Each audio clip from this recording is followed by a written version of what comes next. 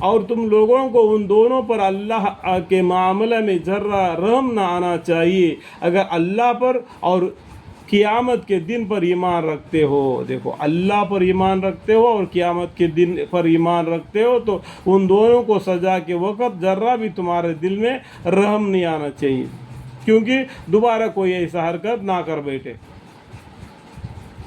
اور دونوں کو سزا کے وقت مسلمانوں کے ایک جماعت کو حاضری رہنا چاہیے۔ اب بخاری شریف کو بھی پڑھیں گے نا تو بہت سی باتیں اس میں معلوم پڑ جائے گی، ٹھیک ہے؟ تو اتنا کو ہمیں یہاں پر بتانا مناسب نہیں، جتنا میں بتا رہا ہوں اس میں بھی تھوڑا سا بھی ملا رہا ہوں تاکہ سمجھ میں آئے، ٹھیک ہے؟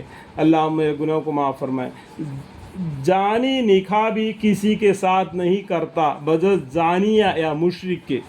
دیکھو، جو جنا کرتا ہے نا اس کے ساتھ وہی نکاح کرے گی جو جنا کرنے والے، یا تو مشرک، کبھی مسلمان ہوتی ہے کبھی کافر ہوتی ہے، ادھر کی نہیں ادھر کی نہیں، حتیٰ کہ حقی نکی میں رہتے ہیں نا ان کے بانی، یعنی زانی نکاح بھی کسی کے ساتھ نہیں کرتا بجز زانیہ یا مشرک کے، اور اسی طرح زانیہ کے ساتھ بھی اور کوئی نکاح نہیں کرتا بجز زانیہ مشرک کے، اور یعنی ایسا نکاح مسلمانوں پر حرام اور موجبی گناہ کیا گیا ہے۔ اللہم اغفر لی، اللہم اغفر لی۔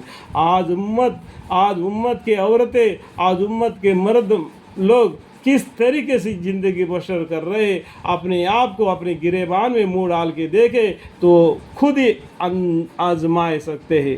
اللہ ہمارے گناہوں کو معاف فرمائے۔ اللہم اغفر لی۔ جو جنا کی تہمت لگائے پاک دامن عورتوں کو اور پھر 4 گواہ اپنے دعوے پر نہ لا سکے تو ایسے لوگوں کو 80 درے لگاؤ۔ دیکھو، جنا کرتے ہیں نا اس کے لیے تو 100 درے ہے، اور کوئی عورت بالکل پاک دامن ہے اس کے اوپر یہ بہتان باندھ دیتا ہے کہ یہ گندی کام کری، تو اگر اس کے اوپر اس نے 4 گواہ کو لے کے آنا تو مسلمانوں کے سامنے اگر 4 گواہ کو نہیں لا گیا تو اس کو 80 درے مارنا تاکہ دوبارہ ایسا غلطی نہ کرے، اور ان کی کوئی گواہی کبھی قبول مت کرنا۔ اس کے بعد میں وہ انسان کبھی کسی کے بارے میں گواہی دیتا ہے تو اس کو گواہ قبول نہیں کرنا، کیونکہ وہ جھوٹا ہے، اس لیے اس کو 80 درے مارے گئے۔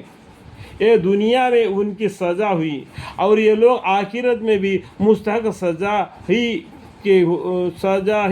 کیونکہ فاسق ہے۔ اللہم اغفر۔ لیکن جو لوگ اس تہمت لگانے کے بعد خدا کے سامنے توبہ کر لے، دیکھو اللہ تعالیٰ اتنا گناہ ہونے کے باوجود بھی اللہ تعالیٰ موقع دیتے ہیں کہ تم توبہ کر لو، معافی مانگو۔ اللہ معاف کرنے والا غفور رحیم ہے۔ کب؟ حیات زندگی میں، مرنے کے بعد میں فاتحہ ہے، اگر وہ بھی تمہارے بچے کچھ دیندار ہوں گے تو، نہیں تو وہی 100 روپے مسجد میں مولا کو دے دینا تو یہ ہمارے باپ داداؤں کو پہنچا دو، تو آرام سے جیب میں ڈال دے گا پیسہ، ٹھیک ہے؟ جس کو ٹھیس لگتی ہے نا پیر کا اس کو تکلیف معلوم ہو جاتا ہے، دوسرے کو وہاں کیا معلوم ہو جاتا ہے۔ سمجھنے کی بات ہے اے مسلمانوں۔